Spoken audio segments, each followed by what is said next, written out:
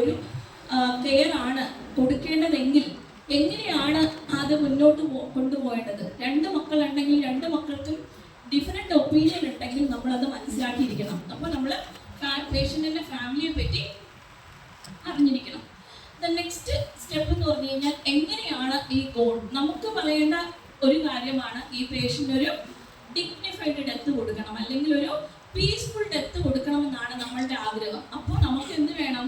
പേഷ്യൻറ്റിൻ്റെ അടുത്ത് കമ്മ്യൂണിക്കേറ്റ് ചെയ്യേണ്ടി വരും. പേഷ്യൻ്റ് കോൺഷ്യസ് ആണെങ്കിൽ, ഇല്ല എന്നുണ്ടെങ്കിൽ നമുക്ക് ഫാമിലിയോട് കമ്മ്യൂണിക്കേറ്റ് ചെയ്യേണ്ടി വരും. നിങ്ങളെല്ലാവർക്കും ആശയവിനിമയം എങ്ങനെയാണ് ചെയ്യുന്നതെന്നുള്ളതിൽ എല്ലാവർക്കും നല്ല നന്നായിട്ട് അറിയാമായിരിക്കും. എല്ലാവരും അത് ചെയ്യുന്ന കാര്യമാണ്. അപ്പോൾ നമ്മളത് ചെയ്യുമ്പോൾ എന്തൊക്കെ ശ്രദ്ധിക്കണം എന്നുള്ളതാണ്. എത്രത്തോളം അവർക്ക് ഇതിനെപ്പറ്റി അറിയാം, എത്രത്തോളമാണ് ഇത് അവർ മനസ്സിലാക്കിയിരിക്കുന്നത്. 2, എത്രത്തോളം അവർക്ക് അറിയാൻ ആഗ്രഹമുണ്ട്. ഇത് 2 ചോദ്യം നമ്മൾ ചോദിച്ചു കഴിഞ്ഞു കഴിഞ്ഞാൽ അത് ഓപ്പൺ ആയിരിക്കണം, നമ്മുടെ ചോദ്യം തുറന്ന ചോദ്യമായിരിക്കണം. പ്ലസ് നമ്മൾ കൊടുക്കുന്ന മറുപടി ജെന്യൂൻ ആയിരിക്കണം, സത്യസന്ധമായിട്ടുള്ള മറുപടിയും കള്ളമില്ലാത്ത. നമുക്ക് ആ സമയം രക്ഷപ്പെടാൻ വേണ്ടിയിട്ട് ഫാൾസ് ഹോപ്പ് കൊടുത്ത് രക്ഷപ്പെടുന്നതിലല്ല, നമുക്കവിടെ ഒരു end of life care situation ആണെന്ന് മനസ്സിലായി കഴിഞ്ഞു കഴിഞ്ഞാൽ നമ്മൾ വേണ്ട രീതിയിൽ സത്യസന്ധമായിട്ട് മറുപടി കൊടുത്ത് അവരെ കൂടുതൽ സംസാരിപ്പിക്കാനായിട്ട് പ്രേരിപ്പിച്ച് അവരുടെ മനസ്സിലുള്ള ആൻസൈറ്റി കുറച്ച് കൊടുക്കുക. അവർക്ക് കുറേ കാര്യങ്ങൾ കാണും, ഇത് എങ്ങനെ മാനേജ് ചെയ്യും, എന്തൊക്കെ പ്രശ്നങ്ങളാണ് വരാൻ പോകുന്നത്, ഇങ്ങനെയുള്ള കുറേ പ്രശ്നങ്ങൾ അവരുടെ മനസ്സിൽ ഉണ്ടാവും. അപ്പോൾ അങ്ങനെ നമ്മൾ സംസാരിച്ചു കഴിഞ്ഞു കഴിഞ്ഞാൽ നമുക്ക് ഒരു പരിധി വരെ അവരുടെ ഒരു എന്താ പറയുക ആൻസൈറ്റി നമുക്ക് കുറച്ച് കൊടുക്കാൻ പറ്റും. പ്ലസ് നമ്മൾ പേഷ്യൻ്റെ അടുത്താണ് സംസാരിക്കുന്നതെങ്കിൽ പേഷ്യൻറ്റിൻ്റെ വിഷമം വരും. അവരുടെ ലൈഫ് റിവ്യൂ, അവർ പഴയ കാലം എങ്ങനെ ജീവിച്ചിരുന്നു, കുറേ നല്ല കാര്യങ്ങൾ അവരുടെ ജീവിതത്തിൽ സംഭവിച്ചിട്ടുണ്ടാവും. അപ്പോൾ ആ പോയിന്റുകൾ നമുക്ക് സ്ട്രെസ് ചെയ്യാം. ഇങ്ങനെയൊക്കെ നല്ല കാര്യങ്ങൾ മക്കൾക്ക് വേണ്ടി പല കാര്യങ്ങൾ ചെയ്തിട്ടുണ്ട്, ഫാമിലിക്ക് വേണ്ടി പല കാര്യങ്ങൾ ചെയ്തിട്ടുണ്ട്. അപ്പോൾ നല്ല കാര്യങ്ങൾക്ക് നമുക്കവിടെ സ്ട്രെസ് ചെയ്ത് സംസാരിപ്പിക്കാനായിട്ട് നമുക്ക് പറ്റും. ഇനി എപ്പോഴും ഫേസ് ചെയ്യുന്ന ഒരു ചോദ്യമാണ്, നമ്മൾ എൻഡ് ഓഫ് ലൈഫ് കെയർ സംസാരിച്ച് തുടങ്ങുമ്പോൾ രോഗിയായാലും ചിലപ്പോൾ കെയർ ഗീവർ ആയാലും കൂടുതലും എൻഡ് ഓഫ് ലൈഫിലാകുമ്പോൾ കൂടുതലും ഈ കെയർ ഗീവേഴ്സ് ആണ് സംസാരിച്ച് തുടങ്ങുന്നത്. അവർ ചോദിക്കുന്ന ചോദ്യമാണ്, എത്ര നാളുണ്ടാവും? അപ്പോൾ അതിനെന്താണ് നിങ്ങളൊക്കെ മറുപടി പറയുന്നതെന്ന് എനിക്കറിയില്ല. പക്ഷെ നമുക്കതിനുള്ള അവകാശമില്ല. നമുക്കത് പറയാൻ എത്ര നാളുണ്ടാവും എന്നുള്ളത് നമ്മുടെ കയ്യിലല്ല. പക്ഷെ നമ്മളുടെ ഉദ്ദേശം എത്ര നാളുണ്ടായാലും രോഗി സഫർ ചെയ്യരുത് എന്നുള്ളതാണ് നമ്മളുടെ ഉദ്ദേശം. അതുകൊണ്ട് നമുക്കതിനൊരു ടൈം ഫ്രെയിം നമുക്ക് പറയാനായിട്ട് പറ്റില്ല. അപ്പോൾ ഇനി ഒരു ഡിസ്കഷൻ, നമ്മൾ പേഷ്യൻറ്റിൻ്റെ ഫാമിലിയുമായിട്ട് ഡിസ്കഷൻ തുടങ്ങുമ്പോൾ എന്തൊക്കെ കാര്യങ്ങളാണ് നമ്മൾ ഫോക്കസ് ചെയ്യേണ്ടത്? 1, പ്ലേസ്. നമ്മൾ എവിടെ വെച്ചാണ് ഈ ആളിന് മരിക്കാൻ ആഗ്രഹം? ICUവിൽ കിടന്ന് മരിക്കണമോ, അതോ വീട്ടിൽ വെച്ച് മരിച്ചാൽ മതിയോ, അതോ ഇനി ഹോസ്പിറ്റലിൽ പോയി മരിക്കണോ? അപ്പോൾ അതിനെപ്പറ്റി നമ്മളൊന്ന് എന്തെങ്കിലും ആഗ്രഹങ്ങൾ പറഞ്ഞിട്ടുണ്ടോ? അല്ല, കെയർ ഗീവർ ആ ഫാമിലി മെമ്പറിൻ്റെ അവരുടെ ആഗ്രഹം, കെയർ ഗീവേഴ്സിൻ്റെ ആഗ്രഹം എന്താണ്? 2, ഇമ്പോർട്ടൻസ് ഓഫ് സിംറ്റം കൺട്രോൾ. കുറേ അധികം ബുദ്ധിമുട്ടുകൾ വരും. അപ്പോൾ അത് നമുക്ക് എങ്ങനെ മാനേജ് ചെയ്യണം, അതിനെപ്പറ്റിയൊക്കെ ഞാൻ ഡിസ്കസ് ചെയ്യുന്നുണ്ട്. പിന്നെ എന്തെങ്കിലും കാര്യങ്ങൾ അവർ എന്തെങ്കിലും കാര്യങ്ങൾ ചെയ്തു തീർക്കാനുണ്ടെങ്കിൽ അത് ചെയ്തു തീർക്കാനായിട്ടൊരു വാർണിംഗ് ഷോട്ട് നമുക്ക് കൊടുക്കാം. പിന്നെ അവസാനം എന്തെങ്കിലും അവരുടെ മതപരമായ ഘടകങ്ങൾ എന്തെങ്കിലും ചെയ്യാനുണ്ടെങ്കിൽ അത് ചെയ്യാം. പ്ലസ് നമ്മൾ അവരുടെ എന്തെങ്കിലും ആഗ്രഹങ്ങൾ അവർ നേരത്തെ പറഞ്ഞിട്ടുണ്ടെങ്കിൽ അതും നമുക്ക് പൂർത്തീകരിച്ചു കൊടുക്കാനായിട്ട് നമ്മൾ ശ്രമിക്കാവുന്നതാണ്. ഇനി അടുത്ത് നമ്മൾ പ്ലേസ് ഓഫ് കെയറിലേക്ക് വരുന്നു. ഞാൻ നേരത്തെ പറഞ്ഞു ഓരോ കാര്യം ഞാൻ അവിടെ പറഞ്ഞ ഓരോ പോയിന്റും ഞാൻ ഇവിടെ ഒന്ന് ഹൈലൈറ്റ് ചെയ്ത് പോവുകയാണ്. ഇമ്പോർട്ടൻറ്റ് പോയിന്റ്സ് മാത്രം ഹൈലൈറ്റ് ചെയ്ത് പോവാം. പ്ലേസ് ഓഫ് കെയർ, നമ്മൾ 2 തരത്തിലുള്ള മരണം ഇവിടെ കാണുന്നുണ്ട്. 1 ICUവിൽ കിടന്നുള്ള മരണം, 2 നമ്മൾ പേഷ്യൻ്റ് ഒരു റൂമിലോ അല്ലെങ്കിൽ വീട്ടിലോ ഉള്ള മരണം, അല്ലെങ്കിൽ ചിലപ്പോൾ ഹോസ്പിറ്റലിലെ തന്നെ ഒരു റൂമിലുള്ള മരണമായിരിക്കാം. അപ്പോൾ ഇതിൽ 2 ഏതെങ്കിലും ഒന്ന് ചൂസ് ചെയ്യാൻ പറഞ്ഞു കഴിഞ്ഞാൽ എല്ലാവരും നമ്മൾ പാലിയേറ്റീവ് കെയർ വർക്ക് ചെയ്യുന്ന എല്ലാവരും തന്നെ ചൂസ് ചെയ്യുന്ന ഒരു കാര്യമാണ്. നമുക്ക് ICUവിൽ കിടന്ന് മരിക്കേണ്ട, നമുക്ക് എങ്ങനെയെങ്കിലും ഒന്ന് വീട്ടിൽ കിടന്ന് നമ്മളുടെ ഇഷ്ടപ്പെട്ട ആൾക്കാരുമായി നിന്ന് അവരുടെ മുമ്പിൽ നിന്ന് യാത്ര പോകുന്നതാണ് നമുക്ക് ഏറ്റവും ഇഷ്ടം. എല്ലാവർക്കും അതാണ് ഇഷ്ടമെങ്കിലും എപ്പോഴും അത് നടക്കണമെന്നില്ല. അപ്പോൾ ഇത് നമ്മൾ അവരോട് ഡിസ്കസ് ചെയ്ത് തീരുമാനിക്കേണ്ട ഒരു കാര്യമാണ്, ഏത് രീതിയിലുള്ള ഒരു മരണം വേണം. ഇനി അടുത്ത ഒരു മെയിൻ പോയിന്റ് ആണ് സിംറ്റം മാനേജ്മെന്റ്. അപ്പോൾ ഞാനിവിടെ 4 മേജർ സയൻസ് സിംറ്റംസ് ഇവിടെ ഞാൻ പറഞ്ഞിട്ടുണ്ട്. പക്ഷെ വേറെയും കുറേ പ്രശ്നങ്ങൾ വരും. പക്ഷെ ഞാൻ മേജർ ആയിട്ടുള്ള പോയിന്റ്സുകൾ മാത്രം ഇവിടെ പറയുകയാണ്. 1 വേദന, 2 ബ്രെത്ത്ലെസ്നെസ്, 3 ഡെലിരിയം, അജിറ്റേഷൻസോ റെസ്റ്റ്ലെസ്നെസ്സോ ഒക്കെ വരാം. ലാസ്റ്റ് വൺ ഡെത്ത് റാറ്റിംഗ്, ഒരു ശ്വാസം എടുക്കുമ്പോൾ വരുന്ന ആ സൗണ്ട്. ഈ 4 പ്രോബ്ലമാണ് സാധാരണ നമ്മൾ എൻഡ് ഓഫ് ലൈഫിൽ കണ്ടുകൊണ്ടിരിക്കുന്നത്. നമ്മൾ ഇനി പെയിൻ മാനേജ്മെന്റിലേക്ക് പോവാം. അപ്പോൾ പെയിൻ മാനേജ്മെന്റിൽ എനിക്ക് നിങ്ങളോട് ചോദിക്കാനുള്ളൊരു ചോദ്യം, ഒരു രോഗി വേദനയ്ക്കുള്ള മരുന്ന് കഴിച്ചുകൊണ്ടിരിക്കുകയാണ്, മോർഫിൻ കഴിച്ചുകൊണ്ടിരിക്കുന്ന ഒരു രോഗിയാണ്. ഈ രോഗി ആണ് എൻഡ് ഓഫ് ലൈഫിലേക്ക് പോയാൽ നിങ്ങൾ മോർഫിൻ സ്റ്റോപ്പ് ചെയ്യുമോ അതോ കണ്ടിന്യൂ ചെയ്യുമോ? ഇല്ല. ആളിന് ഓറൽ ഫ്ലൂയിഡ്സ്, ഓറൽ മെഡിക്കേഷൻസ് എടുക്കാൻ പറ്റാത്തൊരു സിറ്റുവേഷൻ ആണ്. നിങ്ങൾക്ക് ആ മെഡിക്കേഷൻസ് കൊടുക്കണമെങ്കിൽ നിങ്ങൾ നാസൽ ഗാസ്ട്രിക് ട്യൂബ് ഇൻസേർട്ട് ചെയ്ത മെഡിക്കേഷൻസ് കൊടുക്കുമോ ഇല്ലേ? ഇത് 2 പോയിന്റും നിങ്ങൾ ചിന്തിക്കേണ്ട കാര്യമാണ്. അപ്പോൾ മോർഫിൻ സ്റ്റോപ്പ് ചെയ്യണമോ എന്ന് ചോദിച്ചു കഴിഞ്ഞാൽ നോ. നമ്മൾ ആ ഒരു പെയിൻ അതിനെ കൺട്രോൾ ചെയ്ത് വെച്ചിരിക്കുകയാണ്. നമ്മൾ ആ മോർഫിൻ കൊടുത്ത് ആ പെയിനെ നമ്മൾ കൺട്രോൾ ചെയ്ത് വെച്ചിരിക്കുകയാണ്. നമ്മൾ ആ മോർഫിൻ നിർത്തി കഴിഞ്ഞു കഴിഞ്ഞാൽ ആ പെയിൻ വീണ്ടും തിരിച്ചു വരുന്ന പേഷ്യന്റ് ചിലപ്പോൾ അജിറ്റേറ്റഡ് ആവാൻ സാധ്യതയുണ്ട്, പെയിൻ തിരിച്ചു പറയാനും സാധ്യതയുണ്ട്. അപ്പോൾ എൻഡ് ഓഫ് ലൈഫിലേക്ക് പോയി എന്ന് പറഞ്ഞിട്ട് നമുക്ക് പേഷ്യന്റിന്റെ മോർഫിൻ സ്റ്റോപ്പ് ചെയ്യേണ്ട ആവശ്യമില്ല. പക്ഷേ നമുക്ക് എന്തെങ്കിലും രീതിയിൽ ഒരു ബുദ്ധിമുട്ടിലേക്ക് പോകുന്നു, ആള് തീരെ വിളിച്ചാൽ ഉണരുന്നില്ല എന്നുണ്ടെങ്കിൽ നമുക്ക് വേണമെങ്കിൽ സിംറ്റമാറ്റിക്കലി ഓക്കെ ആണെങ്കിൽ നമുക്ക് 30 to 50% മോർഫിൻ, നമ്മളത് കംപ്ലീറ്റ് സ്റ്റോപ്പ് ചെയ്യില്ല, 30 to 50% മോർഫിൻ നമുക്ക് ഡോസ് ഒന്ന് കുറച്ച് നോക്കാം എൻഡ് ഓഫ് ഡേ. പിന്നെ നാസോഗാസ്ട്രിക് ട്യൂബ് ഇൻസേർട്ട് ചെയ്യുമോ എന്ന് ചോദിച്ചു കഴിഞ്ഞാൽ നോ. നമ്മൾ അതിന് വേണ്ടിയിട്ട് മാത്രം നാസോഗാസ്ട്രിക് ട്യൂബ്, നമുക്കറിയാം സിംറ്റമാറ്റിക് മാനേജ്മെന്റ്, പെയിൻ റിലീഫ് വളരെ ഇമ്പോർട്ടൻ്റ് ആണെന്ന് അറിയാം. പക്ഷേ മോർഫിനോ അതുപോലുള്ള മരുന്നുകൾ കൊടുക്കാനുള്ള അതർ റൂട്ട്സ് ഉണ്ട്. മോർഫിൻ എസ്പെഷ്യലി പെർ റെക്ടലി നമുക്ക് കൊടുക്കാം. സെയിം ഡോസ് നമുക്ക് ഒരു ഡ്രോപ്പ് വെള്ളത്തിൽ, എസ്പെഷ്യലി ഇമീഡിയറ്റ്ലി മോർഫിൻ ആണെങ്കിൽ ഒരു ഡ്രോപ്പ് വെള്ളം അതിനകത്ത് വെച്ച് കഴിഞ്ഞാൽ പേസ്റ്റ് രൂപത്തിലാവും. നമ്മൾ റെക്ടൽ മ്യൂക്കോസയിൽ റബ്ബ് ചെയ്ത് കൊടുത്താൽ മതി, പെയിൻ റിലീഫ് കിട്ടും. അപ്പോൾ നമുക്ക് പെർ റെക്ടലി വെക്കാം. ഇനി അത് പോസിബിൾ അല്ലെങ്കിൽ നമുക്ക് സബ്ക്യൂട്ടേനിയസ് റൂട്ട് കൊടുക്കാം. അപ്പോൾ നമ്മുടെ ഉദ്ദേശം ഇവിടെ പെയിൻ സിംറ്റം മാനേജ്മെന്റ് ആണ്. പെയിൻ മാനേജ്മെന്റ് ആണെങ്കിൽ ഇങ്ങനെയുള്ള കോംപ്ലിക്കേറ്റഡ് പ്രൊസീജിയേഴ്സിലേക്ക് പോയി പേഷ്യന്റിനെ സഫർ ചെയ്യാൻ നമ്മൾ അനുവദിക്കാൻ പാടില്ല. അടുത്ത ഒരു പ്രോബ്ലമാണ് ബ്രെത്ത്ലെസ്നെസ്. ഇത് വളരെ ഇമ്പോർട്ടൻ്റ് ആയിട്ടുള്ള വളരെ ഒരു മേജർ പ്രശ്നമാണ്. കാരണം ബ്രെത്ത്ലെസ്നെസ് ആയി കഴിഞ്ഞു കഴിഞ്ഞാൽ പേഷ്യന്റിന്റെ ഒരു ശ്വാസം മുട്ടൽ വന്നു കഴിഞ്ഞു കഴിഞ്ഞാൽ കെയർ ഗീവറിന് ഭയങ്കര കൺസേൺ ആണ്. അയ്യോ കുറച്ച് ഓക്സിജൻ കൊടുക്കുമോ, അല്ലാതെ ശ്വാസം മുട്ടുന്നുണ്ട്, ഇങ്ങനെയുള്ള കുറച്ച് ക്വസ്റ്റ്യൻസ് ആണ് വന്നാൽ ഉടനെ നമ്മളോട് റിക്വസ്റ്റ് ചെയ്യുന്നത് ഈ ഒരു പോയിന്റ് ആണ്. ഒന്ന്, ഓക്സിജൻ കൊടുക്കാമോ? അപ്പോൾ നമുക്ക് അവിടെ അവരുടെ ഇമോഷൻസും അവരുടെ ആൻസൈറ്റിയും നമ്മൾ മനസ്സിലാക്കണം. എപ്പോഴും നമ്മൾ നോ പറയാറില്ല. ചില സമയങ്ങളിൽ നമ്മൾ ഓക്സിജൻ കൊടുക്കാറുണ്ട്. പക്ഷേ കൊടുക്കുകയാണെങ്കിൽ നമ്മൾ നാസൽ പ്രോംസിൽ മാത്രമേ കൊടുക്കാറുള്ളൂ. മാസ്ക് വെക്കുമ്പോൾ വീണ്ടും അവർക്ക് എന്തെങ്കിലും പറയാനുണ്ടെങ്കിൽ ആ കമ്മ്യൂണിക്കേഷൻ ഒരു ബാരിയറായി മാറും. അതുകൊണ്ട് നമ്മൾ നാസൽ പ്രോംസ് വെക്കാറുണ്ട്. ഇത് വെച്ച് കഴിഞ്ഞാൽ 10 മിനിറ്റ് കഴിയുമ്പോൾ വീണ്ടും നമ്മൾ അസസ് ചെയ്യും. എന്നിട്ട് കെയർ ഗീവറിനോട് ചോദിക്കും, കണ്ടോ വലിയ വ്യത്യാസമൊന്നും ഇല്ല. അപ്പോൾ അവർക്ക് തന്നെ പറയാൻ പറ്റും ഇതിൽ വലിയ വ്യത്യാസമൊന്നുമില്ല. നേരെ മറിച്ച് ഇല്ല ഞങ്ങൾ ഇതിവിടെ ഓക്സിജൻ ഒന്നും കൊടുക്കില്ല എന്ന് പറഞ്ഞു കഴിഞ്ഞാൽ ചിലപ്പോൾ നേരത്തെ നിങ്ങൾ പറഞ്ഞ് കൺവിൻസ് ചെയ്തിട്ടുണ്ടെങ്കിൽ അവർ അക്സെപ്റ്റ് ചെയ്തിട്ടുണ്ടാവും. പെട്ടെന്ന് ഒരു പേഷ്യന്റ് വരുന്നെങ്കിൽ ചിലപ്പോൾ അത് അക്സെപ്റ്റ് ചെയ്യാൻ സാധ്യത കുറവാണ്. അപ്പോൾ ഈ കാര്യം നമ്മൾ ഓർക്കുക. പ്ലസ് നമുക്ക് ഒരു പേഷ്യന്റ് ബ്രെത്ത്ലെസ്നെസ്സിലേക്ക് പോകുമ്പോൾ ഏറ്റവും കൂടുതൽ ഒരു ഉള്ളിൽ വരുന്ന ഒരു ഉത്കണ്ഠ എന്ന് പറഞ്ഞു കഴിഞ്ഞാൽ ആരുമില്ല, ഞാൻ ഒറ്റപ്പെടലാണ്, ഐസൊലേഷൻ, ഞാൻ ഇനി എന്തായിരിക്കും നെക്സ്റ്റ്, ഞാനിപ്പോൾ മരിക്കുമോ, ഇങ്ങനെയൊക്കെയുള്ള കുറേ ചിന്താഗതികളാണ് അവരുടെ മനസ്സിൽ കൂടെ പോകുന്നത്.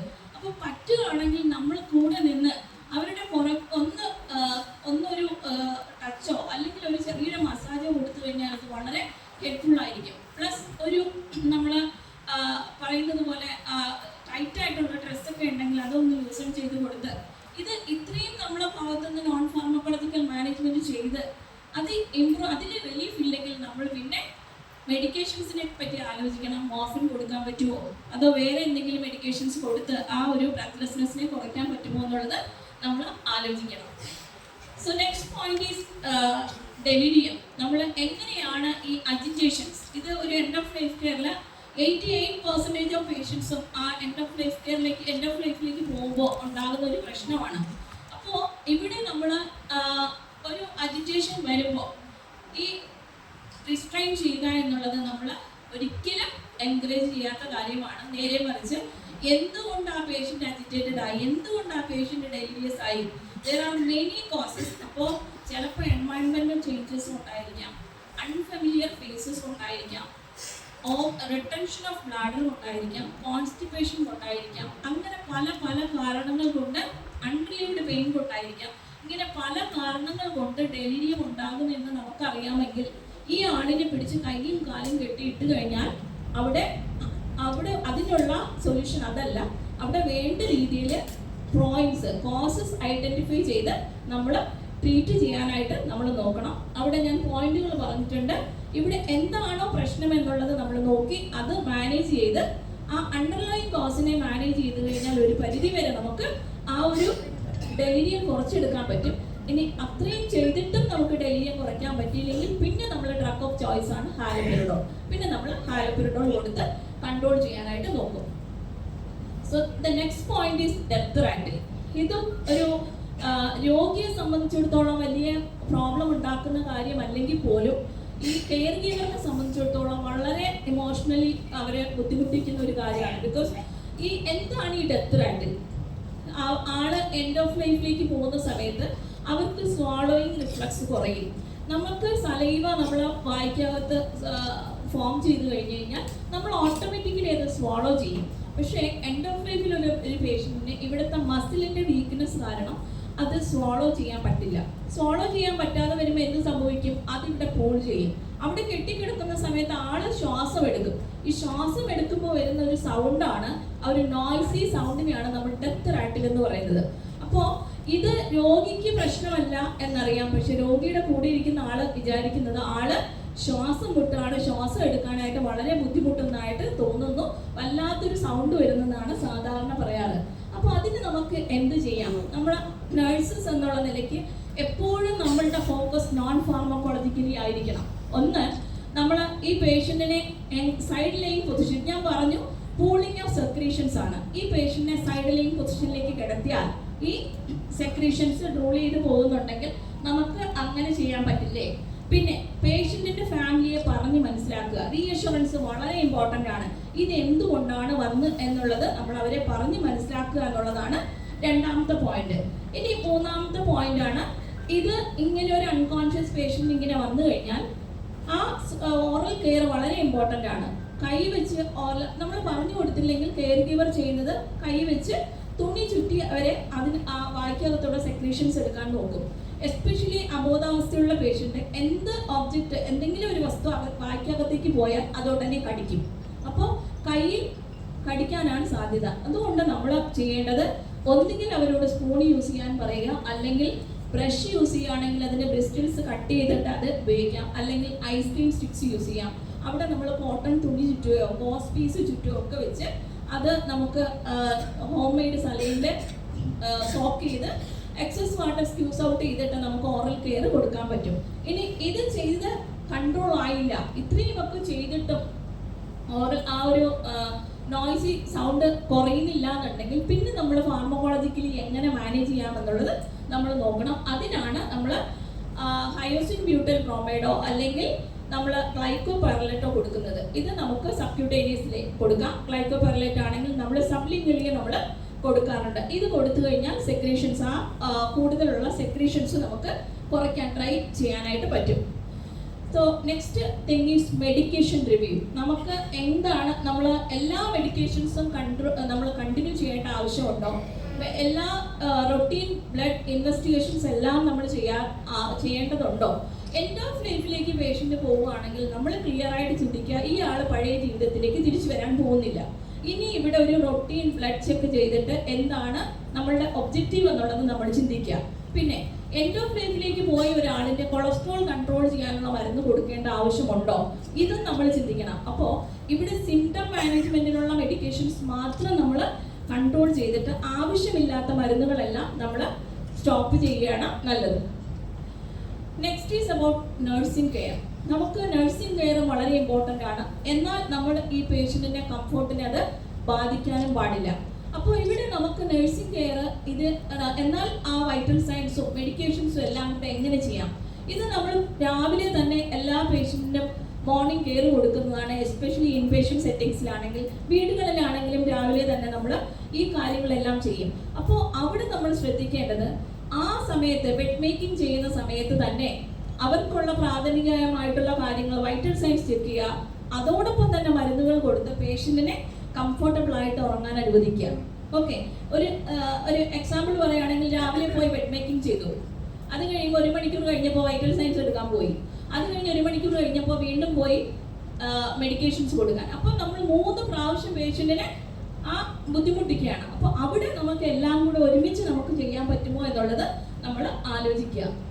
ഇനി അടുത്ത ഒരു കാര്യമാണ് ടെമ്പറേച്ചർ. നമ്മൾ ഇതെല്ലാം അറിഞ്ഞിരിക്കണം. കാരണം എൻഡ് ഓഫ് ലൈഫിലേക്ക് പോകുമ്പോൾ എക്സ്ട്രിമിറ്റീസിലെ ബ്ലഡ് സപ്ലൈ കുറഞ്ഞു വരും. അപ്പോൾ അവിടെ തണുത്തിരിക്കും. പേഷ്യൻറ്റിൻ്റെ ഫാമിലി പെട്ടെന്ന് പറയുന്നത്, അയ്യോ തണുത്തിരിക്കുന്നു, എന്ത് ചെയ്യാൻ പറ്റും? അവർ ആൻഷ്യസ് ആണ്. അപ്പോൾ നമ്മൾ അവരെ പറഞ്ഞ് മനസ്സിലാക്കണം, ആള് എൻഡ് ഓഫ് ലൈഫിലാണല്ലോ നമ്മൾ. അപ്പോൾ ഈ എക്സ്ട്രിമിറ്റീസിലുള്ള ബ്ലഡ് സപ്ലൈ ഒക്കെ കുറച്ച് കുറയും. അതുകൊണ്ടാണ് നമുക്ക് നാഡിയൊന്നും പൾസൊന്നും വേണ്ട രീതിയിൽ കിട്ടാത്തതെന്നുള്ള രീതിയിൽ അവിടെ എക്സ്പ്ലെയിൻ ചെയ്ത് കൊടുക്കാം. വേണമെങ്കിൽ നമുക്ക് ബ്ലാങ്കറ്റ് ഒക്കെ നമുക്ക് ഒന്ന് ഇത് ചെയ്ത് കൊടുക്കാം. അതുകൊണ്ടൊന്നും പഴയ ജീവിതത്തിലേക്ക് നമുക്ക് പേഷ്യൻറ്റിനെ കൊണ്ടുപോകാനായിട്ട് പറ്റില്ല. ചേഞ്ചസ് ഓഫ് നമ്മൾ എക്സ്ക്രീഷൻസ് നമുക്കറിയാം. എൻഡ് ഓഫ് ലൈഫിലേക്ക് പോകുന്ന പേഷ്യൻറ്റിന് ബവൽ ആൻഡ് ബ്ലാഡർ ഇൻകോണ്ടിനൻസ് ഉണ്ടാവാം. അപ്പോൾ അവിടെ ഇന്നലെ നമ്മൾ മൾട്ടിപ്പിൾ ടൈംസ് കേട്ടു, moisture one of the cause of pressure ulcer. അപ്പോൾ അവിടെ മോയ്സ്ചർ പ്രിവെൻഷൻ വളരെ ഇമ്പോർട്ടൻ്റ് ആണ്.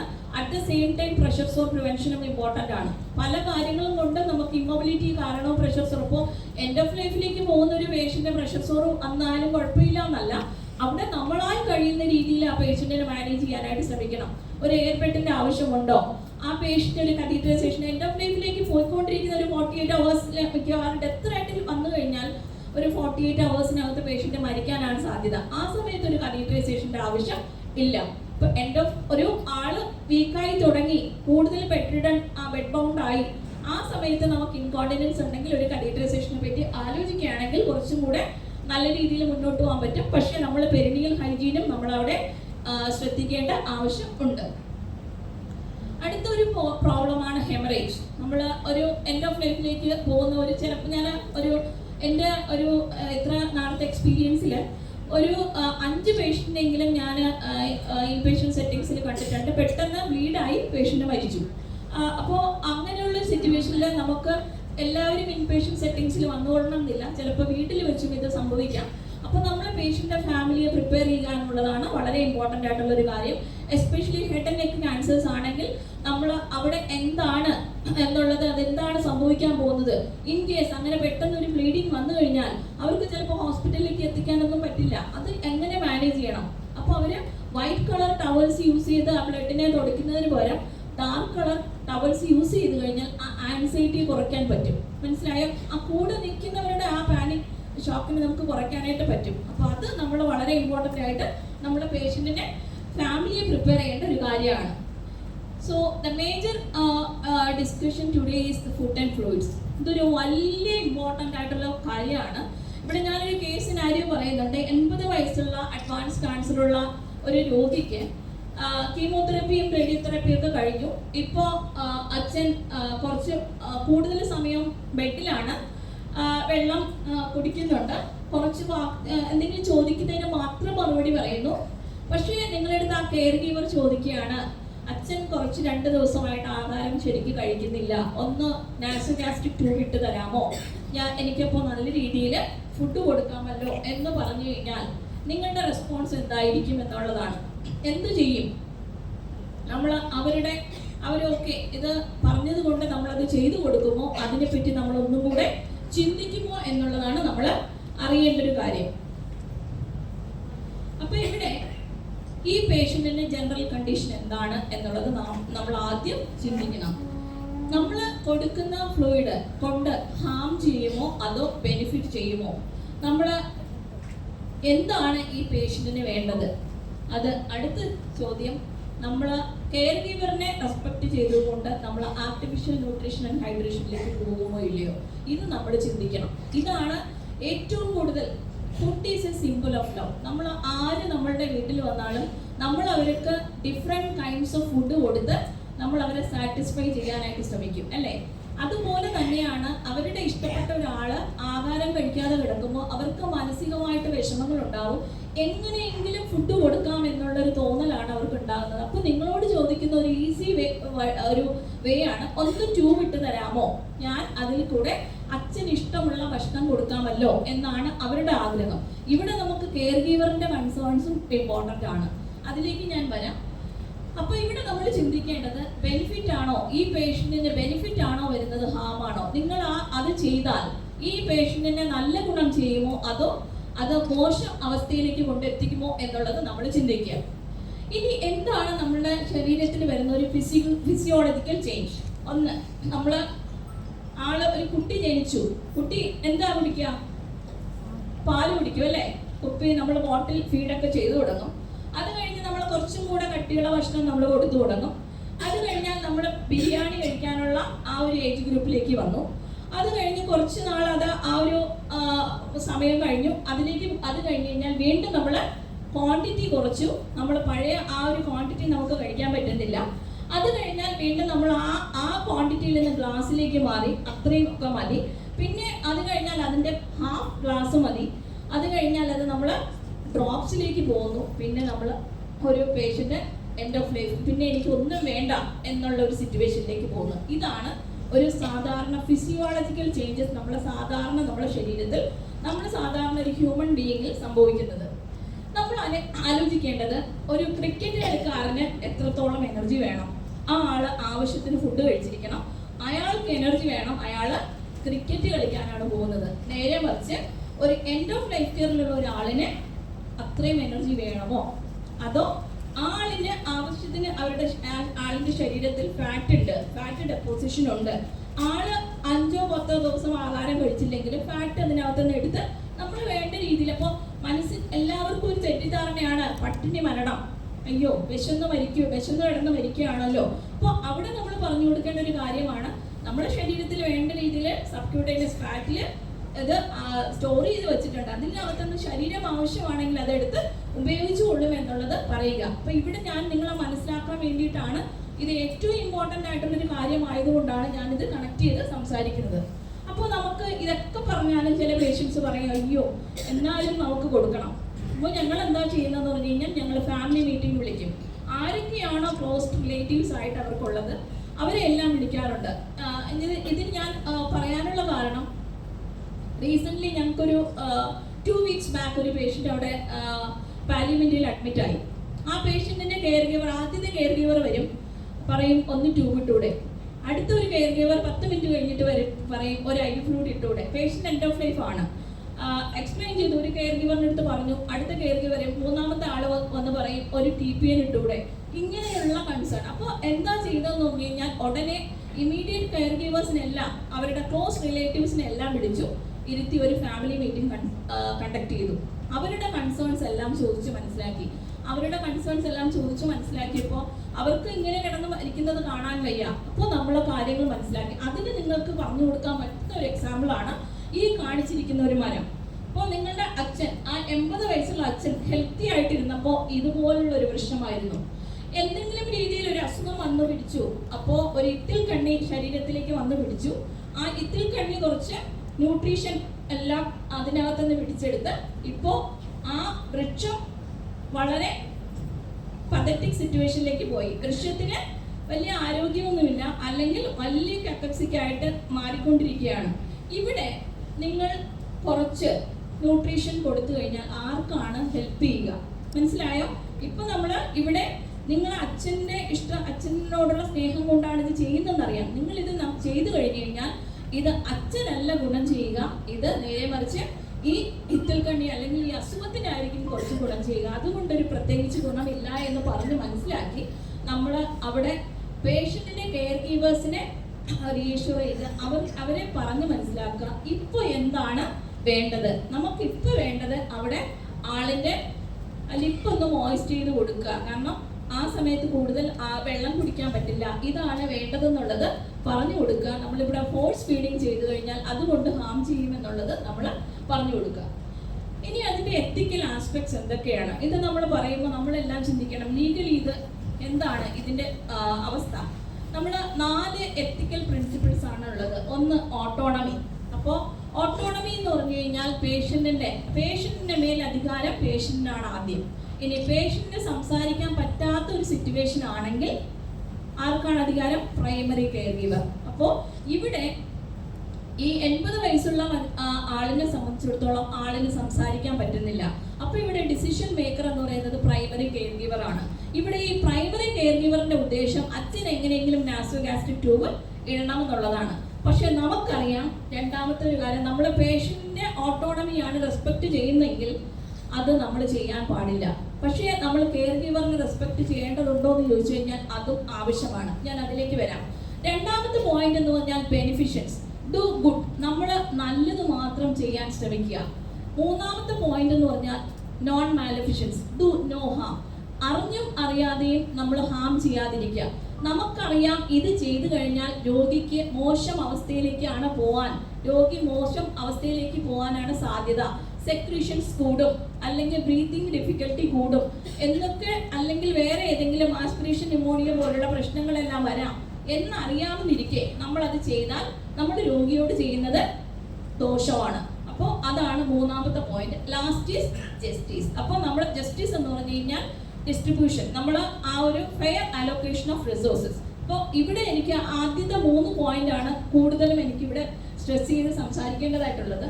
അപ്പോൾ ഇതിൽ എനിക്ക് സമ്മറൈസ് ചെയ്യാനുള്ളത്, നമ്മളിവിടെ ഫോഴ്സ് ഫീഡിങ് വേണമോ വേണ്ടയോ? നമ്മളിവിടെ ഫോഴ്സ് ഫീഡിങ് കൊടുത്തു കഴിഞ്ഞാൽ അത് ഹാം ചെയ്യുമോ എന്നുള്ളത് നമ്മൾ ആലോചിക്കണം. ഇത് ഞാൻ പറഞ്ഞു, നമ്മളെ ഫിസിയോളജിക്കൽ ചേഞ്ചസ്, നമ്മളെ ശരീരത്തിൽ വരുന്ന ഫിസിയോളജിക്കൽ ചേഞ്ചസുമായിട്ട് നമ്മൾ നോക്കുമ്പോൾ അത് അപ്ലിക്കബിൾ ആണോ? ഇനി ഈ പേഷ്യന്റ് എത്രത്തോളം എനർജിയാണ് വേണ്ടത്? ആളെ എൻഡ് ഓഫ് ലൈഫിലേക്ക് പോയി, എത്രത്തോളം എനർജിയാണ് വേണ്ടത്? ഈ പേഷ്യന്റിന് അപ്പിറ്റേറ്റ് ഉണ്ടോ? അപ്പോൾ ആളിന് അപ്പിറ്റേറ്റ് ഉണ്ടെങ്കിലും ഞാൻ പറഞ്ഞു വിശപ്പുണ്ടെന്ന് പറഞ്ഞു കഴിഞ്ഞാൽ നമ്മുടെ ശരീരത്തിൽ അതിന് ആവശ്യമായുള്ള ഫാറ്റ് ഉണ്ട്. അപ്പോൾ അതിൽ നിന്ന് ആവശ്യമായ ഈ പേഷ്യന്റ് എൻഡ് ഓഫ് ലൈഫിലേക്കാണ് പോകുന്നതെങ്കിൽ അത്രയും ഒരു വിശപ്പ് വരാൻ സാധ്യതയില്ല. പക്ഷെ വിശപ്പ് വരാണെങ്കിൽ നമുക്ക് എന്ത് ചെയ്തു കൊടുക്കാം എന്നുള്ളതാണ്. എന്താണ് ഈ പേഷ്യന്റിന് വേണ്ടത് എന്നുള്ളത് നമ്മൾ ആലോചിക്കണം. പ്ലസ് എന്താണ് നമ്മൾ ചെയ്യാൻ പോകുന്നത്? ബെനിഫിറ്റ്സ് ആണോ ഹാം ആണോ? എന്താണ് നമ്മൾ പ്രിപ്പയർ ചെയ്യാൻ പോകുന്നത് എന്നുള്ളത് നമ്മൾ ആലോചിക്കുക. ഇനി നമ്മൾ എങ്ങനെയാണ് ഇത്രയും ഇതെല്ലാം പറഞ്ഞു, ഇതെല്ലാം അറിയാമെങ്കിലും ഇനി ഇതെങ്ങനെയാണ് നമ്മൾ പ്രിവെന്റ് ചെയ്യാൻ പോകുന്നത്? ഇങ്ങനെ ഒരു കാര്യം വന്നു കഴിഞ്ഞാൽ നമ്മൾ empathize with the caregiver. അത് വളരെ ഇമ്പോർട്ടൻ്റ് ആണ്. എന്തിന് എംപതൈസ് എന്ന് പറഞ്ഞാൽ എന്താ? Putting our self in to their place and think. നമ്മൾ അവരുടെ സ്ഥാനത്ത് ഞാനാണെങ്കിൽ, എൻ്റെ അച്ഛനാണ് ആ സ്ഥലത്താണെങ്കിൽ ഞാനും ചിലപ്പോൾ ഇത് തന്നെ ആയിരിക്കും ചിന്തിക്കുക. അപ്പോൾ അവരുടെ ഭാഗത്തു നിന്ന് ചിന്തിച്ചുകൊണ്ട് ആ ഇമോഷൻസ് നിങ്ങളുടെ ഫേസിൽ വരണം. കാരണം അവരുടെ വിഷമം നിങ്ങളും മനസ്സിലാക്കുന്നുണ്ട്. പക്ഷെ അതുകൊണ്ട് ഗുണമില്ല എന്നുള്ളത് നിങ്ങൾ അവരെ പറഞ്ഞ് മനസ്സിലാക്കാനാണ് പോകുന്നത്. അപ്പോൾ അവിടെ നിങ്ങളുടെ ഫേഷ്യൽ എക്സ്പ്രഷനിൽ നിന്ന് തന്നെ അവർക്ക് ഒരു വാർണിംഗ് ഷോട്ട് കിട്ടാനാണ് സാധ്യത. 2, എന്തുകൊണ്ടാണ് അവർ ഇത് ആഗ്രഹിക്കുന്നത്? എന്തുകൊണ്ടാണ് ഈ ട്യൂബ് ഇട്ട് ഫുഡ് കൊടുക്കാനായിട്ട് അവർ ആഗ്രഹിക്കുന്നത്? അച്ഛൻ നല്ല രീതിയിലേക്ക് തിരിച്ചു വരുമെന്നുള്ള ഉദ്ദേശമാണോ? എന്താണ് അവരുടെ മനസ്സിൽ? അയ്യോ, അച്ഛൻ ഇങ്ങനെ കിടക്കുന്നത് എനിക്ക് കാണാൻ പറ്റുന്നില്ല. അവരുടെ മനസ്സിലുള്ള ആൻസൈറ്റി, അവരുടെ മനസ്സിലുള്ള വിഷമങ്ങൾ പറയാൻ ആയിട്ട് ഒരു അവസരം കൊടുക്കുക. 2, അതിനെപ്പറ്റി നിങ്ങൾക്ക് എക്സ്പ്ലെയിൻ ചെയ്ത് കൊടുക്കാം, വിശദീകരിച്ച് കൊടുക്കാം. അത് കഴിഞ്ഞാൽ ഇനി നിങ്ങൾ അവരോട് ചോദിക്കുന്നു, ഇപ്പൊ നിങ്ങൾ ചിന്തിക്കൂ, അച്ഛൻ ഇത് ഞാൻ ചെയ്താൽ അച്ഛന് ദോഷകരമായി ബാധിക്കുമോ അതോ നല്ല ഗുണം ചെയ്യുമോ എന്ന് അവരെ കൊണ്ട് തന്നെ നിങ്ങൾക്ക് ചിന്തിപ്പിച്ചിട്ട് അവർക്ക് തന്നെ ഇനി ചോയ്സ്, നമ്മൾ അവരുടെ അടുത്ത് തന്നെ പറയുന്നത്, നിങ്ങൾ തന്നെ ഡിസൈഡ് ചെയ്യൂ ഇനി ഇത് എങ്ങനെയാണ് മുന്നോട്ട് പോകേണ്ടത്. അപ്പോൾ ഇവർക്കൊരു ഐഡിയ കിട്ടും. അപ്പോഴാണ് അവര് ഏത് വേണം എന്നുള്ളത് ഡിസൈഡ് ചെയ്യുന്നതും. ഇനി അങ്ങനെ ഒരു ഫുഡ് വേണം, നമുക്കറിയാം ഒരു ഡീഹൈഡ്രേഷനിലേക്ക് പോയി അതൊരു പ്രശ്നത്തിലേക്ക് പോവുകയാണെങ്കിൽ നമ്മൾ എങ്ങനെയാണ് അത് മാനേജ് ചെയ്യാൻ പോകുന്നത് എന്നുള്ളത് നമ്മൾ അറിയണം. ഒന്ന്, നമ്മുടെ ശരീരത്തിൽ അത്ര അധികം ഫ്ലൂയിഡ് റിക്വയർമെൻ്റ് ഒന്നും നമുക്ക് വരുന്നില്ല. അങ്ങനെ ആവശ്യമുണ്ടെങ്കിൽ ഒരു സബ്ക്യൂട്ടേനിയസ് ഇൻഫ്യൂഷൻ ഇടാനായിട്ട്, കണ്ടിന്യൂസ് ഇൻഫ്യൂഷൻ ഇടാനായിട്ട് നമ്മൾ നോക്കുക. ഇവിടെയും റൈസ് ട്യൂബ് നമുക്ക് അപ്ലിക്കബിൾ അല്ല, നമ്മൾ എൻകറേജ് ചെയ്യുന്നില്ല. അത് ചെയ്താലും അതുകൊണ്ടുള്ള ഡിസ്കംഫോർട്ടും റിസ്ക് ഓഫ് ആസ്പിറേഷനും കൂടുതലാണ്. IV ഫ്ലൂയിഡ് ഇട്ട് കഴിഞ്ഞാൽ അതുകൊണ്ട് കൂടുതൽ ഫ്ലൂയിഡ് ഓവർലോഡ് കൂടുകയാണെങ്കിൽ പൾമണറി എഡിമ പോലുള്ള പ്രശ്നങ്ങൾ വന്ന് ബ്രെത്ത്ലെസ്നെസ് കൂടാൻ സാധ്യതയുണ്ട്. ലാസ്റ്റ് നമ്മൾ ചെയ്യേണ്ടത് നമുക്ക് ചെറിയ സ്പൂണിൽ കൂടെ ചെറുതായിട്ടൊന്ന് നമുക്ക് അവർക്ക് ഒന്ന് വായനടിച്ച് കൊടുത്ത് അത് ചെയ്യാൻ പറ്റുവാണെങ്കിൽ നമുക്ക് അതിൻ്റെ ആസ്പിറേഷൻ റിസ്ക് നമുക്ക് മാനേജബിൾ ആണ്. അത് വേണ്ട രീതിയിൽ ചെയ്യുകയാണെങ്കിൽ അങ്ങനെയുള്ള പ്രശ്നങ്ങൾ വരാൻ സാധ്യതയില്ല. അപ്പൊ നമുക്ക് ഇത് എങ്ങനെ മുന്നോട്ട് പോകാന്ന് പറഞ്ഞു കഴിഞ്ഞാൽ നമ്മൾ പേഷ്യന്റിന്റെ സ്പിരിച്വൽ കാര്യങ്ങൾ, ഇന്നലെ നമുക്ക് ഇവിടെ ഒരു സ്പിരിച്വൽ ആസ്പെക്ടിന്റെ ഒരു ക്ലാസ് ഉണ്ടായിരുന്നു. ഇവിടെ എൻഡ് ഓഫ് ലൈഫിൽ ഇത് വളരെ ഇമ്പോർട്ടൻ്റ് ആണ്. ഇവിടെ നമ്മൾ എന്തൊക്കെ കാര്യങ്ങൾ ചിന്തിക്കണം, അത് റിലീജിയൻ മാത്രമല്ല എന്നുള്ളത് ക്ലിയർ ആയിട്ട് നിങ്ങൾക്ക് ഇന്നലെ മനസ്സിലായി കഴിഞ്ഞു. അപ്പൊ ഇവിടെ നമ്മൾ എന്തുമായിട്ടാണ് ഇയാളെ ഏറ്റവും കണക്റ്റഡ് ആയിരിക്കുന്നത് എന്നുള്ളത് നമ്മൾ ചിന്തിച്ച് മനസ്സിലാക്കി എന്തെങ്കിലും ചെയ്യാനുണ്ടോ, അവർക്ക് എന്തെങ്കിലും മതപരമായിട്ടുള്ള ചടങ്ങുകളോ ആചാരങ്ങൾ എന്തെങ്കിലും ചെയ്യാനുണ്ടോ, അതിനുള്ള അവസരങ്ങൾ അവർക്ക് ആവശ്യമുണ്ടെങ്കിൽ അത് ചെയ്തു കൊടുക്കുക. എന്തെങ്കിലും ആഗ്രഹങ്ങൾ നിവർത്തിക്കാനുണ്ടോ, അതുണ്ടെങ്കിൽ നമ്മൾ അതിനുള്ള സഹായങ്ങൾ നമ്മൾ ചെയ്തു കൊടുക്കാനായിട്ട് ശ്രമിക്കുക. എന്താണ് ഒരു ഗുഡ് ഡെത്ത്? അപ്പോൾ നമ്മൾ ഇത്രയും പറഞ്ഞതിൽ വെച്ച് നമ്മളൊരു ഗുഡ് ഡെത്തിലേക്ക് പോവുകയാണെങ്കിൽ ആ പേഷ്യന്റ് മരിക്കുന്ന സമയത്ത് ആ ആള് വേണ്ട രീതിയിൽ പെയിൻ റിലീഫ് അല്ലെങ്കിൽ സിംറ്റം മാനേജ്മെന്റ് കിട്ടിയിരിക്കണം. 2, ആ ഒരു ക്ലിയർ ആയിട്ട് ഡിസിഷൻ മേക്ക് ചെയ്തിരിക്കണം, എവിടെ വെച്ചാണ് മരിക്കേണ്ടത് എന്നുള്ളത് ചെയ്തിരിക്കണം. പിന്നെ പ്രിപ്പറേഷൻ ഫോർ ഡെത്ത്, അതും വളരെ ഇമ്പോർട്ടൻ്റ് ആണ്. പിന്നെ നമ്മൾ സ്പിരിച്വൽ കാര്യങ്ങൾ എന്തെങ്കിലും ഉണ്ടെങ്കിൽ, അവർക്ക് ഏതെങ്കിലും കാര്യങ്ങൾ അവർക്ക് ചെയ്യാൻ ആഗ്രഹമുണ്ടെങ്കിൽ അത് നിവർത്തിച്ചു കൊടുത്ത് അവരുടെ ഒരു പോസിറ്റീവ് ഡെത്തിലേക്ക്, ആഗ്രഹങ്ങൾ നിവർത്തിച്ചു കൊടുത്ത് അതൊരു പോസിറ്റീവിലേക്ക് നമുക്ക് കൊണ്ടുപോകാനായിട്ട് പറ്റും. പ്ലസ് നമ്മൾ അവരുടെ വാല്യൂസും അവരുടെ ബിലീഫ് സിസ്റ്റംസും ഇതെല്ലാം നമ്മൾ മനസ്സിലാക്കി ആ കാര്യത്തിൽ ഒരു ടോട്ടൽ കെയർ കൊടുത്ത് മുന്നോട്ട് പോവുകയാണെങ്കിൽ ഡെഫിനറ്റ്ലി ആ പേഷ്യൻ്റ് ഒരു പീസ്ഫുൾ ഡെത്തിലേക്ക് പോകും. അപ്പോൾ നമ്മൾ മറന്നു പോകരുത് സപ്പോർട്ട്, ഫാമിലിയെ സപ്പോർട്ട് ചെയ്യുന്ന കാര്യം നമ്മൾ മറന്നു പോകരുത്. ബിക്കോസ് ഞാൻ നേരത്തെ പറഞ്ഞതുപോലെ ഫാമിലിയെ സംബന്ധിച്ചിടത്തോളം ഇഷ്ടപ്പെട്ട ഒരു വ്യക്തി അവരിൽ നിന്ന് നഷ്ടപ്പെട്ടാൻ പോവുകയാണ്. അപ്പോൾ വളരെയധികം ഇമോഷണലി അവരെ വിഷമിപ്പിക്കും. പേഷ്യന്റിനെ സംബന്ധിച്ചിടത്തോളം അവരുടെ ഇഷ്ടപ്പെട്ട ആളുകളുമായിട്ട് കൂടുതൽ ദിവസം ജീവിക്കണം എന്ന് വിചാരിച്ചു, പക്ഷേ അത് നടക്കാതെ അസുഖം കാരണം നേരത്തെ മരണത്തിലേക്ക് പോകേണ്ടി വരുന്നു. അപ്പോൾ ഇത് രണ്ടും പ്രശ്നമാണ്. അപ്പോൾ ഇത് രണ്ടും നമ്മൾ മാനേജ് ചെയ്യേണ്ട ആവശ്യമുണ്ട്. ഇവിടെ നമ്മൾ ഫാമിലിയെ സപ്പോർട്ട് ചെയ്യേണ്ട ആവശ്യമുണ്ട്. നമ്മൾ വളരെ ഇമ്പോർട്ടൻ്റ് ആണ്. ഏറ്റവും അവസാനം പോകുന്നൊരു കാര്യമാണ് കേൾവി ശക്തി. അപ്പോൾ ഈ ഫാമിലിയിൽ എന്തെങ്കിലുമൊക്കെ പ്രശ്നങ്ങൾ, കോൺഫ്ലിക്റ്റുകൾ ഉണ്ടെങ്കിൽ നമ്മൾ പറഞ്ഞ് മനസ്സിലാക്കേണ്ടത്, എന്ത് കാര്യങ്ങൾ ഉണ്ടെങ്കിലും നിങ്ങൾ പുറത്തു വെച്ച് സംസാരിക്കുക. അകത്ത് നിന്ന് ആ രോഗിയെ പറ്റിയുള്ള നല്ല കാര്യങ്ങളായിട്ട് സംസാരിക്കാനായിട്ട് നമ്മൾ എൻകറേജ് ചെയ്യുക. പിന്നെ നമ്മൾ മനസ്സിലാക്കേണ്ടത്, കുട്ടികൾ ആ പേഷ്യൻ്റിൻ്റെ ആ പേഷ്യൻ്റുണ്ട്, ആ മരിക്കാൻ പോകുന്ന വ്യക്തികൾ കുട്ടികളാണെന്നുണ്ടെങ്കിൽ കുട്ടികൾ അവസാനമല്ല അച്ഛൻ അല്ലെങ്കിൽ അമ്മ മരിച്ചു എന്ന് കേൾക്കേണ്ടത്. ആ കുട്ടികളും അതിനകത്ത് പാർട്ടിസിപ്പേറ്റ് ചെയ്യണം. കുട്ടികളെ അറിയിക്കണം അച്ഛനോ അമ്മയ്ക്കോ എന്താണ് സംഭവിച്ചുകൊണ്ടിരിക്കുന്നത് എന്നുള്ളത് കുട്ടികളും അറിഞ്ഞിരിക്കണം. അത് മാത്രമല്ല, ഞാൻ നേരത്തെ പറഞ്ഞതുപോലെ എന്തെങ്കിലും മതപരമായിട്ടുള്ള ചടങ്ങുകൾ ചെയ്യാനുണ്ടെങ്കിൽ അതിനുള്ള അവസരങ്ങൾ നമ്മൾ കൊടുക്കുക. പക്ഷേ നമ്മൾ അവരുടെ ഇമോഷൻസും കെയർ ഗീവറിൻ്റെ ആയിക്കോട്ടെ അല്ലെങ്കിൽ അതർ ഫാമിലി മെമ്പേഴ്സിൻ്റെ ആ ഇമോഷൻസും നമ്മൾ മനസ്സിലാക്കാതെ പോകരുത്. അതോടൊപ്പം തന്നെ നമുക്ക് എപ്പോഴും നമ്മൾ പറയുന്ന കാര്യമാണ് ബെറീമെന്റ് സപ്പോർട്ട്. നമ്മൾ മരണത്തോടുകൂടെ പാലിയേറ്റീവ് കെയർ അവസാനിക്കുന്നില്ല. മരണത്തിന് ശേഷവും നമ്മൾ ആ ഫാമിലിയെ വിസിറ്റ് ചെയ്യുന്നുണ്ട്.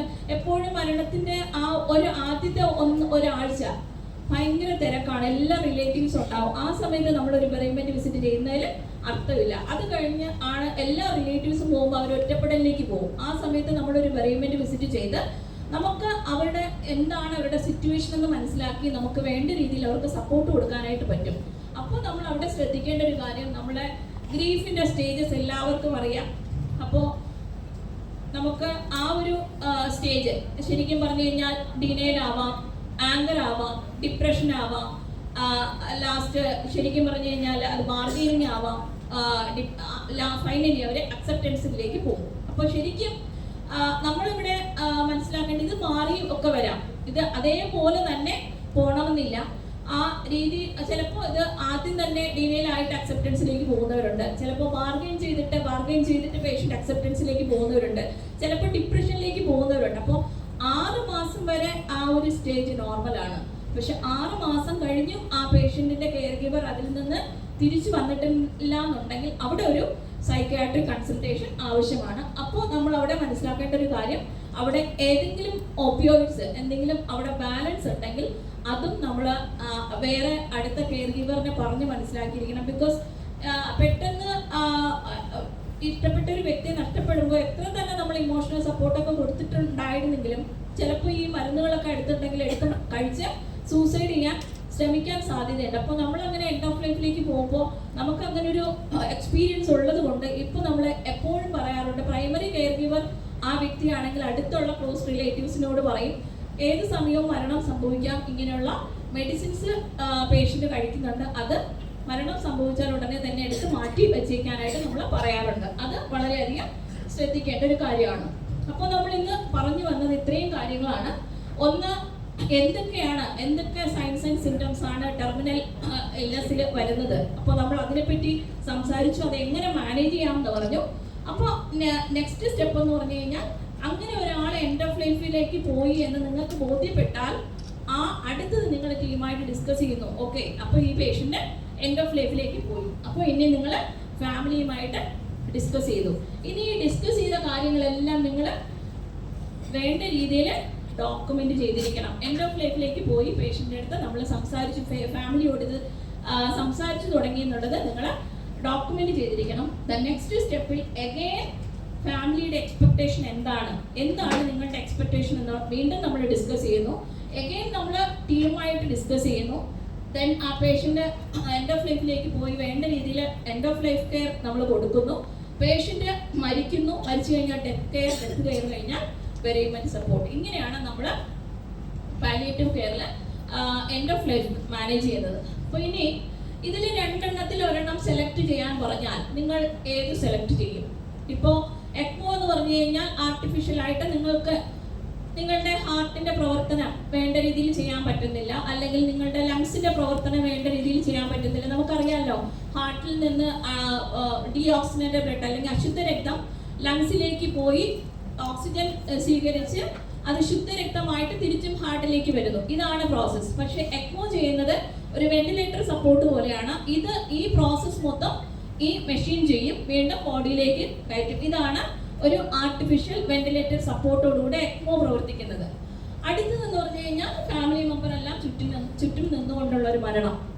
ഏത് സെലക്ട് ചെയ്യും? നിങ്ങളെല്ലാം സെക്കൻഡ് ആണ് സെലക്ട് ചെയ്യുന്നത്. അപ്പോൾ എൻ്റെ കൺക്ലൂഷന് മുൻപ് ഞാൻ രണ്ട് ഇമ്പോർട്ടൻ്റ് വ്യക്തികളെ നിങ്ങൾക്ക് പരിചയപ്പെടുത്തിയിട്ട് ഞാൻ ഈ ടോപ്പിക്ക് കൺക്ലൂഡ് ചെയ്യുകയാണ്. 2018 രണ്ട് ഇമ്പോർട്ടൻ്റ് ആയിട്ടുള്ള വ്യക്തികൾ രണ്ട് കൺട്രിയിൽ മരിച്ചു. ഒന്ന്, ഇന്ത്യയിൽ മരിച്ച പ്രധാനമന്ത്രിയായിരുന്ന അടൽ ബിഹാരി വാജ്പേയി. പുള്ളി എന്തായിരുന്നു? അദ്ദേഹത്തിന് 93 വയസ്സായിരുന്നു. അയാൾക്ക് ഇത്രയും പ്രശ്നങ്ങൾ ഉണ്ടായിരുന്നു. ഡയബറ്റിക് ആയിരുന്നു. ആള് ഒരു സ്ട്രോക്ക് വന്നിട്ടുണ്ട് 2009. അതോടുകൂടെ അയാളുടെ സ്പീച്ച് പോയി, കുറച്ച് മെമ്മറി പോയി, പിന്നെ ഡിമെൻഷ്യയായി. ആള് 2018 ഒരു UTI വന്നു, ന്യൂമോണിയ വന്നു. ആള് ഡയാലിസിസ് ചെയ്തു, വെന്റിലേറ്ററിലേക്ക് പോയി. എക്മോയുടെ സപ്പോർട്ടോടുകൂടെ കുറച്ചു നാൾ ജീവിച്ചു, ആള് മരിച്ചു. ഇത് ഒരു സിനാരിയോ. ഇത് ഇന്ത്യയിൽ നടന്ന, നിങ്ങൾ ഇനി ക്വാളിറ്റി ഓഫ് ഡെത്തുമായിട്ട് കമ്പയർ ചെയ്യണം ഇത്. അപ്പോൾ ഇത് ഇന്ത്യയിൽ നടന്ന ഒരു മരണം, ഇന്ത്യയിലെ ഏറ്റവും ഇമ്പോർട്ടൻ്റ് ആയിട്ടുള്ള ഒരു വ്യക്തിയായിരുന്നു. ആള് മരിച്ച രീതിയാണ് ഈ പറഞ്ഞു വരുന്നത്. ഇനി അടുത്തൊരാൾ മരിച്ചു. ആരാണിത്? American president George Bush. അപ്പോൾ ഈ ആളും മരിച്ചു. ഇയാൾക്കും സിമിലർ ആയിട്ടുള്ള ഏതോ ഒരു പ്രശ്നം തന്നെയാണ്. ആളിനും ഒരു ഇങ്ങനെയുള്ള ഒരു പാർക്കിൻസോൺസും ഞരമ്പുകളെ ബാധിച്ചൊരു പ്രശ്നം തന്നെയാണ്. പക്ഷെ അയാളുടെ മരണം എങ്ങനെയായിരുന്നു? ഫാമിലി മെമ്പേഴ്സും മിനിസ്റ്റേഴ്സും ഒക്കെ വന്ന് അടുത്തൊക്കെ നിന്ന് അങ്ങനെ ആളും മരിച്ചു. അപ്പോൾ നമ്മൾ ചിന്തിക്കണം, ഇതിൽ ആരുടെ മരണമായിരുന്നു നല്ലത്? ഈ രണ്ടാമത്തെ വ്യക്തിയുടെ മരണമായിരുന്നു നല്ലത്. എന്തുകൊണ്ട് സംഭവിച്ചു? അപ്പോൾ നമ്മൾ അതിന് മനസ്സിലാക്കേണ്ട ഒരു കാര്യമാണ് നമ്മൾ അഡ്വാൻസ് കെയർ പ്ലാനിങ്. നമ്മൾ എന്ത് നമുക്ക് വേണം എന്നുള്ളത് നമുക്ക് ലീഗലി എഴുതി വെക്കാനുള്ള പെർമിഷൻ നമുക്കിപ്പോൾ ഉണ്ട്. എങ്ങനെ മരിക്കണം എന്നുള്ളത് നമുക്ക് എഴുതി വെക്കാം. ഒരു പ്രായപൂർത്തിയായ വ്യക്തി ആണെങ്കിൽ നമുക്ക് എഴുതി വെക്കാൻ പറ്റും എന്ത് വേണം എന്ത് വേണ്ട എന്നുള്ളത് നമുക്ക് എഴുതി വെക്കാൻ പറ്റും. അത് എഴുതി വെച്ച് കഴിഞ്ഞ് കഴിഞ്ഞാൽ നമ്മളെ പ്രൈമറി കെയർ ഗിവറിനെ അല്ലെങ്കിൽ നമ്മളൊരു ക്ലോസ് ഫ്രണ്ടിനെ ഏൽപ്പിച്ചു കഴിഞ്ഞാൽ രണ്ടുപേരെ നമുക്ക് ഏൽപ്പിക്കാൻ പറ്റും. എനിക്ക് എന്തെങ്കിലും ഒരു സാഹചര്യത്തിൽ എനിക്ക് ഒരു ഡിമെൻഷ്യ വന്നോ, എന്തെങ്കിലും സാഹചര്യത്തിൽ എനിക്ക് എൻ്റെ ഡിസിഷൻ എനിക്ക് തന്നെ എടുക്കാൻ പറ്റാത്തൊരു സിറ്റുവേഷൻ ആണെങ്കിൽ എനിക്ക് വേണ്ടത് ഇതാണ്, ഈ രീതിയിലുള്ള ഒരു മരണമാണ് എനിക്ക് വേണ്ടത് എന്നുള്ളത് നമുക്ക് എഴുതി ഒരു ലീഗൽ ഡോക്യുമെന്റ് ആയിട്ട് വെക്കാനുള്ള അവകാശം ഇപ്പോൾ ഉണ്ട്. അപ്പോൾ ഇത്രയും പറഞ്ഞുകൊണ്ട് എൻ്റെ പ്രസൻറ്റേഷൻ ഞാനിവിടെ എൻഡ് ചെയ്യുന്നു. Thank you.